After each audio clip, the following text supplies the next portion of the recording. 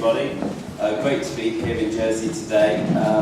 My goal is an ambitious one today. Brexit's been going on for months and years, and it's all incredibly confusing and complex. So I'm hoping in the next 30 minutes to make it absolutely crystal clear, and you'll know exactly what's going to happen where and how it's all going to play out. So wish me luck on that front, ladies and gentlemen. But yeah, no, my challenge, in my role I do an awful lot of work looking at Brexit and the implications of Brexit for UK farmers, so I'll share some of that information with you today. I've done my best to pull out, as I see it, some of the implications for Jersey within that, and there's obviously some questions later on, so we might get on to talking about that. I do have to thank my host from yesterday, Peter, who I'm sure is here somewhere. So, having spent a day with Peter, I do feel I can make the bold claim that I am also an expert on Jersey agriculture. But unfortunately for me today, my main areas of expertise are the periods after the Norman Conquest and World War II. So I'm not quite sure how up to date I am, but hopefully you'll forgive me if I make the odd error here and there. I'm going to cover three things. I'm going to give you a little bit of an update in terms of where we are with Brexit, what we're expecting to happen when. I'm then going to talk about how we think some of the impacts of Brexit might play out. That's very difficult to do at the minute because we don't know exactly what type of Brexit we're going to get. So we might talk about those different types of Brexit and how the impacts might vary. And finally, hopefully I'm going to pull out one or two areas where I think you guys might be affected and what you might be able to do to prepare it if you are affected. I suspect most of you haven't heard of AHDB, so just a very brief backdrop in terms of who we are and what we do. So AHDB are a levy board. We are funded by farmers and growers in different parts of the UK. We cover 6 main sectors, including dairy and potatoes, which I guess will be of interest to many of you guys today. And we're here really to help farmers be more competitive and sustainable. And we do that by providing a whole range of services through food research and development, knowledge exchange and market development. The area I work in is market information. So we provide market data and explain to farmers how things in the marketplace will affect them. That's my area of expertise, and the key word there is unbiased. So we're independent of government. We're apolitical. So my role really is to look at the evidence and what it says. I'm not here to give you a sort of pro-Brexit or an anti-Brexit view. You'll get more than enough of that on the news. So what we try to do is to look at things sort of in a very much an evidence-based way and try to tell you, look, this is what the evidence says might be happening. So if we start then with where we are with these talks and what are the sort of timescales we're looking at here. So I think the first thing to note is we're talking about getting a deal with the EU. There's actually sort of 2 sets of talks going on at the minute. There's a set of talks around what's called the withdrawal agreement, and that's a legally abiding, a really formal agreement which literally every I has to be dotted and T crossed. And there's a range of issues being discussed there, but the most sort of notable one which gets the press is this issue around the Northern Ireland border and what's the solution going to be there. So the withdrawal agreement is being discussed at the moment, and actually we're getting towards the point in time where that should all become clear. Originally, if I'd have been here a month ago, I'd have been saying that's going to all be sorted out this month. That didn't quite happen, but hopefully it's going to be sorted out in November. We hear in the press that it's 95% sorted out, which is great news, but that 5% might be the really tricky bit. So that should be sorted out in November, might nudge into December, but really it can't go much beyond that because there's going to be a lot of time once the agreement's in place to ratify and get things sorted, which we're looking at the minute. The other set of talks is on our future relationship, so the future relationship the UK has with the EU, and our trading relationship is a key part of that. So that isn't a formal legal agreement, it's more a sort of commitment by both sides to sort of work together and basically put in place arrangements, because actually we don't have enough time to sort out all the details of that before the formal exit happens, which is the 29th of March next year. So actually what the plan is that there'll be enough agreement, there'll be a sort of consensus on both sides to work up the detail, and we will then have this extended implementation period where the sort of talks and details will be sorted out before we actually formally leave in December 2020. So that future relationship will have implications for Jersey. So Jersey, I mean, I know you're outside the EU, but you are part of the single market, or part of the customs union for the trading goods through the UK. So actually your trade with the rest of the EU is kind of underpinned by that EU membership, and some of that might change, and we'll look at some of the implications of that shortly. So if that all goes to plan, we will have what is called an orderly withdrawal. So this is the deal outcome. And for that to happen, both sides of the negotiation teams have to agree. And then we also need this time to ratify everything. So from the UK perspective, that means that the deal has to go through Parliament, be discussed, agreed, voted on. The House of Commons get a vote, the Lords get to debate it but don't get to vote. And all of that has to be done by the 29th of March. So if all of that happens, we've actually got quite a bit more time. The effects of Brexit, we don't need to overly worry about, because we've got this long implementation period for everyone to fully prepare. And actually, even at that time, when we do formally leave, the amount of change and disruption by Brexit probably will be mitigated to some degree by this trade deal and some of the other agreements that will be in place. So that's kind of what I think everyone's hoping for, and certainly what the UK government is saying it's aiming for, this orderly withdrawal. We do have to recognise, however, that there is some risk here, and the risk is obviously a disorderly withdrawal. So that's a no-deal outcome, and we'll look at what some of this might be shortly. But basically, if either the negotiation teams don't reach an agreement, or the agreement which is brought back is kind of torpedoed in Parliament, there's not enough people vote for it, we're kind of going to be in a sticky position. And what will happen is our arrangements with the EU will fall back on like international law. So the rules of the WTO, the World Trade Organization, will govern our trade. And actually that's going to be hugely disruptive. It will be hugely disruptive for trade, it's going to be hugely disruptive for business. So we'll look at some of that. And the bad news is that most disruptive outcome is actually would happen sooner. So that would happen on the 30th of March.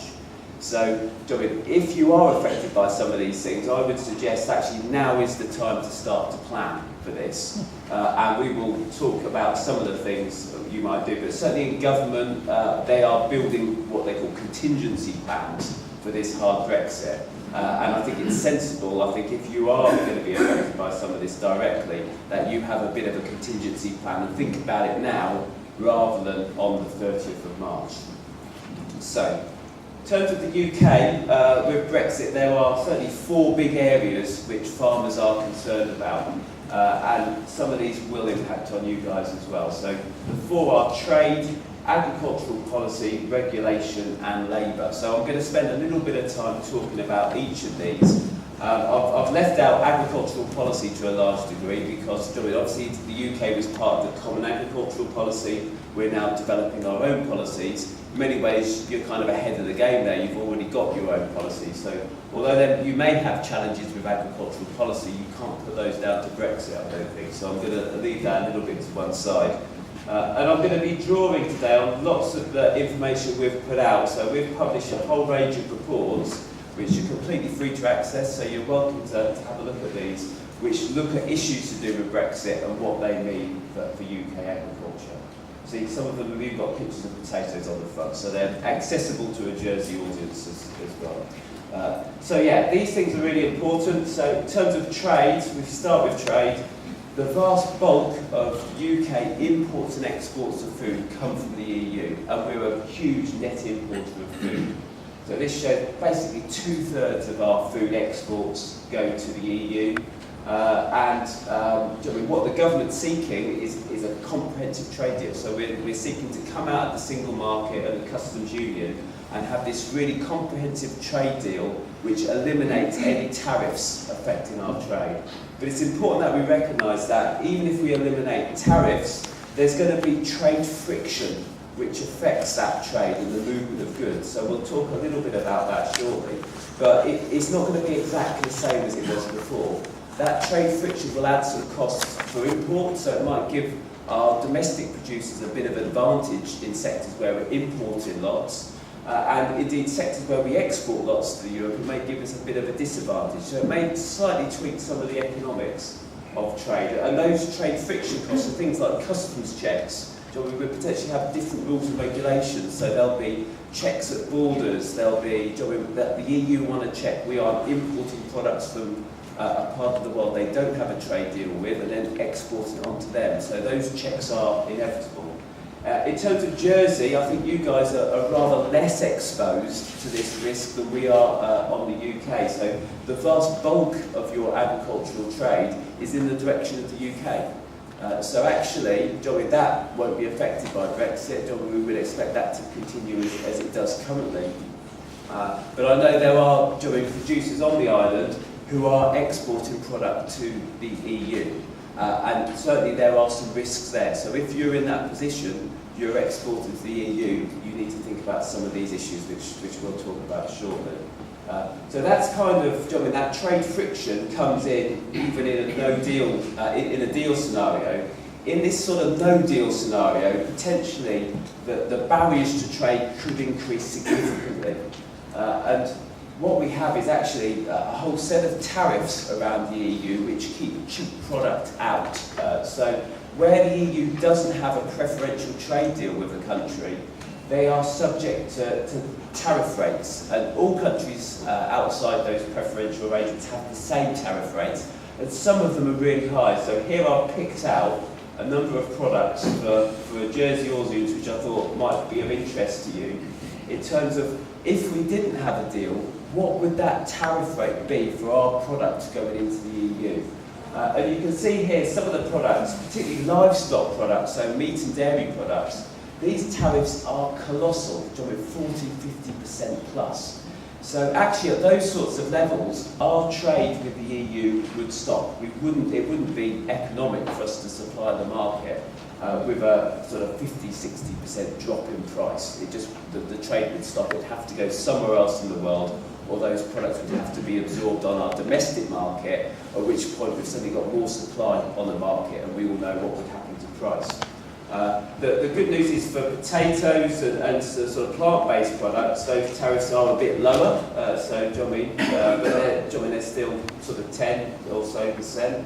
I was asked to put, where is it on there? I'm sure I put oysters. Yeah, oysters I put on there at the request. So there's no tariff on oysters, is the good news. But yeah, so clearly this would add cost. It adds cost, significant cost to our exports to the EU in a no-deal scenario, but it would also potentially add cost if they were to import to us and we kept these tariffs. But there's nothing written in stone to say we would keep these tariffs. So actually some of the things we've looked at is actually the UK government could decide, well actually we do want the food coming in, so we could change these, we could drop these, but in a no-deal scenario, the EU wouldn't drop them for us. They would have to keep them the same, because they have to keep them the same for everybody. So hopefully that makes sense. So trade friction is another issue. So John, we know there's a whole host of issues here.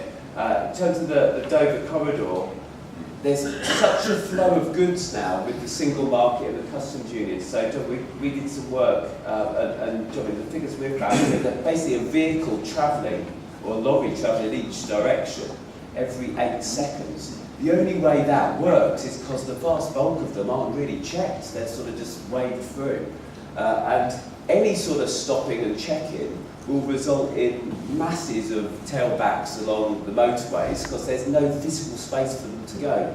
So there's a huge issue here around trade friction and the checks and how we manage that. And this is something the government are looking at. And I know that the French government are as well. So when they're looking to put in place new border inspection posts where during us as a third country, our goods would have to pass through those inspection points. So I gave you a bit of good news about oysters on the previous slide. The bad news is, your local port for landed oysters isn't one of these inspection points. So actually there will be issues for oyster harvesters in Jersey that they might have to travel several hours further around the coast in order to go to an approved inspection point to have their stuff inspected. So there's a whole host of sort of complexity and bureaucracy which could creep into this trade and cause you significant problems. So, do you know what I mean? Now's the time to begin to dig into some of this and begin to understand how it might affect you. And that's what we've tried to do in terms of understanding impact. So, HDB published a report about a year ago now where we did try to model and quantify some of the effects of these changes on UK farming. So I'm going to share some of that today. As I say, we don't know what type of Brexit we get, so the only way we can think to do this is to identify some sort of plausible scenarios for Brexit, things which might play out. And when you do scenario work, ladies and gentlemen, it is the law that you have to have three.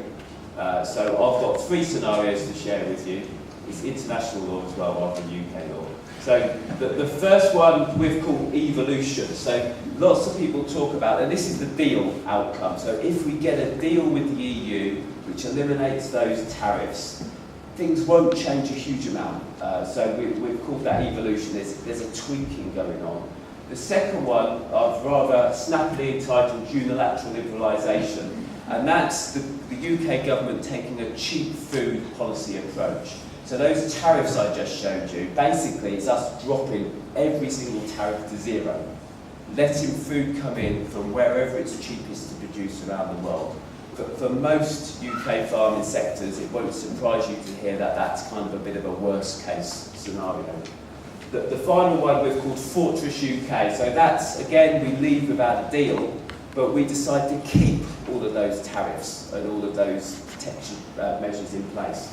So that obviously will make food much more expensive to come in and potentially is really good news for farmers. Now we don't know which one of these we're going to get, and indeed we might not get any of them. We may end up somewhere between some of these. But hopefully this sort of maps out a broad landing zone, and what we're intending to do, hopefully the details will come clearer in the next few weeks, is when they do come clear, we'll then refine some of this work and hopefully put out some more information which will be of use.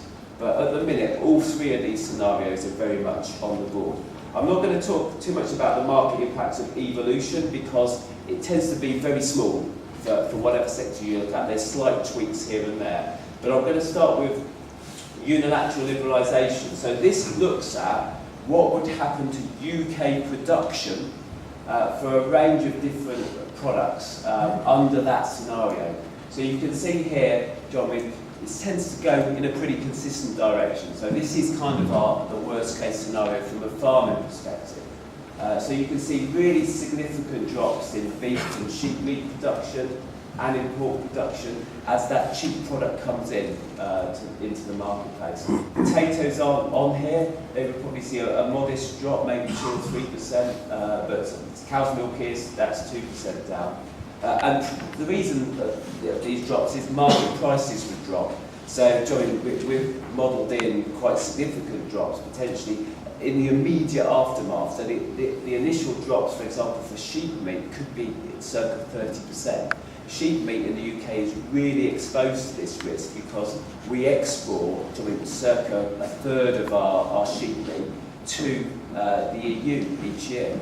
So we actually produce, in terms of our EU trade, more than we really consume. That's exported to the EU. So in the event that there's no deal and there's tariffs, suddenly a lot of that product is on our market and that will really adversely affect the price.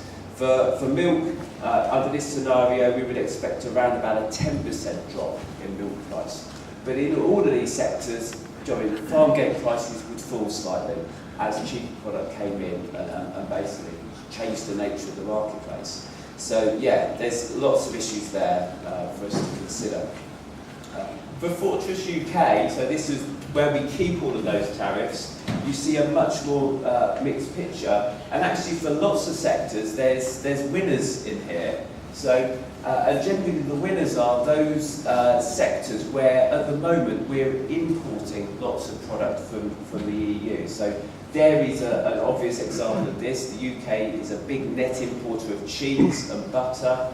I mean, any sort of trade friction and tariffs will raise the cost of those imports, and that will provide a real advantage for domestic production. Incidentally, it will also provide an advantage for your production. So this may open up opportunities for increased Jersey exports to the UK. Again, potatoes aren't on here, but potatoes, we looked at in our study, and there's huge opportunities. Potatoes were a big net importer, particularly of processed potato products, so frozen chips, frozen potato products. So actually what might happen there is that if the cost of those go up, we could end up producing more of that domestically, and actually that could push UK potato growers more into processing markets, which again might open up opportunities. There may be people shifting from producing early potatoes to producing processing varieties, which again may well open up opportunities for you guys to exploit. But yeah, there's going to be colossal change here. Sheep meat is still down because we're, again, under this scenario, we would have those tariffs going into the EU, and the immediate effect of losing access to that market to an extent is the price of those products will drop. So trade is a really important one. It will directly and indirectly affect you. So if you're exporting to the EU, have a think about that. But certainly there could be really significant disruption in the UK market, and the whole economics about what we produce where could change. So be mindful of that, have an eye on that, and that may present you with some potential opportunities to exploit. Labour is a huge issue for the UK, accessing migrant labour. So, I mean, having spent the day here yesterday, I understand it's a really important issue for you guys as well, and how dependent some of your production is on migrant workers. The figures for the UK are there's around about 60 to 80,000 migrant seasonal workers, particularly in potatoes and horticulture. And there's a real concern in the industry that those workers won't be able to come once free movement of labour ends. And certainly under our points-based system for migration outside the EU, most of those workers wouldn't be able to come into the country. They're viewed as not being skilled, and the sort of attributes they bring aren't really rewarded in the immigration system. Now, these things could have knock-on effects for Jersey because you're obviously part of that common travel area, and I know your government is looking at this at the minute. The positives are that the UK government, I think, is now recognising this as an issue. There's been lots of lobbying going on, and there is a new scheme which is going to be piloted called the SAWS scheme, the Seasonal Agricultural Workers Scheme, which will start off in a modest way, but allow UK businesses to recruit a certain number of agricultural migrant workers from next April, I think it is. Now, if we were to have a hard Brexit, I would expect the numbers on that scheme would grow dramatically. At the minute, it's only 2,000 workers, which is a drop in the ocean. But that's, I think, predicated on the view that we'll still be able to recruit from the EU. If we had a hard Brexit, I'd be amazed if that number didn't increase dramatically overnight. So I think this is an area where I think the government is getting the message in the UK, and I would expect there to be quite a bit of movement potentially to ensure that businesses can recruit the labour they need, at least in the short term. So that's labour. I thought I'd mention protected food names because I appreciate we're all big fans of the Jersey raw potato. So yeah, at the minute, obviously the Jersey raw gets a protected status in the EU. So I mean, people in Cornwall can't start growing potatoes and selling them as Jersey raws, or they'll get in a lot of trouble. And that protection exists via the EU scheme, of which the UK is part. I think here there may be some concern about what will happen. Personally, I don't think this is the big issue to focus on, because there are countries already outside the EU who have protected products in the EU. So China, Japan, they have protected products. So even if we're outside the EU, there will potentially be mechanisms for us to get products registered. To do that, we have to have our own UK-based scheme to register products, and the government has said it intends to set one of those up, and it intends to port over all of the existing protected products. So Jersey Royals will continue to be protected in the UK market. We can be sure of that. What we don't know is this will obviously be an issue which is part of these negotiations, and I suspect the EU may say, well, Johnny, we're happy to give your products protection in our marketplace, but we want you to give the same protection for our products in your marketplace. So that's something which we don't know exactly where that's at in a minute, but I would expect it would be something which hopefully they could reach an agreement on. So, Johnny, Brexit shouldn't affect the current sort of protected status of the Jersey Royal, in my view, but happy to discuss further. And the final area I was going to touch on, because I'm conscious of time, is around regulation. And this could be an issue, because at the minute, obviously, we're working to exactly the same rule book as the EU in the UK, and my understanding is Jersey sort of voluntarily follows those rules and regulations. And that's important because actually, to ensure products move, that reassures the EU that we're operating in the same way. So there's a little bit of a tension here in that. I mean, lots of farmers in the UK voted for Brexit because I think their belief was there would be a massive bonfire with all of this red tape. I mean, our reading of this now is that's highly unlikely to happen, at least in the short term, because we want to go out and strike these trade deals. So if people don't know what our rules and regulations are, it's really difficult for them to strike a trade deal with us. But there is, longer term, there is the potential that our rules and regulations could diverge. And certainly the EU takes a very hazard-based approach to this. So, you only have to look at plant protection products where there's a whole load of active ingredients which have been banned over the years. And maybe a UK government might take a different approach to that, and they may take more of a risk-based rather than hazard-based approach. But yeah, potentially there could be a degree of change, but certainly not in the short term, is my view. So I'm just going to wrap up then by just talking a little bit about some Brexit planning which you might want to do. So certainly under this hard Brexit, no deal, Brexit will happen on the 30th of March.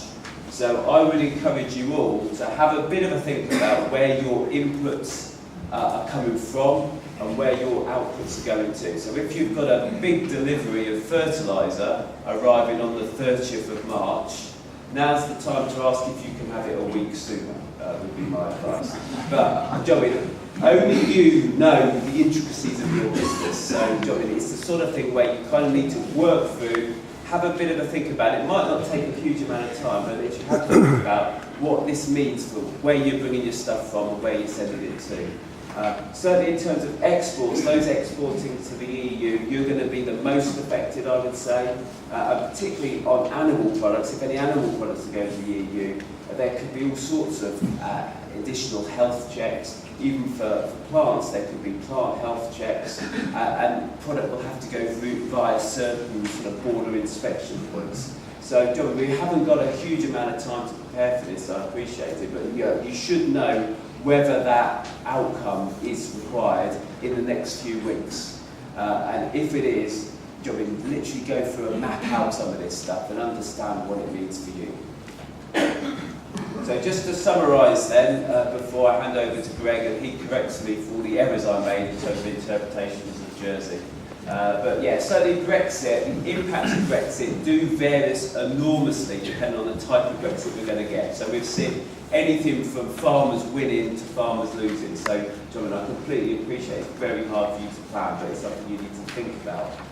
John, as we've seen, under some of those scenarios, there could be quite a lot of disruption in the marketplace. And I think, John, you guys are very well placed actually to take advantage of some of that disruption. John, you will continue to be able to trade with the UK freely, and there may well be some opportunities, and if you're fleet of foot, you can take advantage of those. The big downside for Brexit is it's going to make trade for Jersey with the EU more expensive. Now, obviously, there's not a huge amount of that trade going on, but if you're a farmer involved with that, that could cause you some issues, particularly if there's tariffs in place. I've touched on Jersey Royals. I don't think you need to worry about protection, certainly not in the UK market. And perhaps the big issue, I guess, for you, as well as in the UK, could well come down to labour and labour availability, because if these trade issues are moving about, you wouldn't be able to take advantage of them if you don't have people to help you plant and pick the crop. The good news from the UK perspective is the UK government is hearing that and is putting measures in place. Hopefully that gives you guys a bit of leverage, and I know Peter at the Farming Union has been sort of working with government to sort of highlight some of these issues, so fingers crossed that they are listening to those messages. That was all I was going to say, so thank you.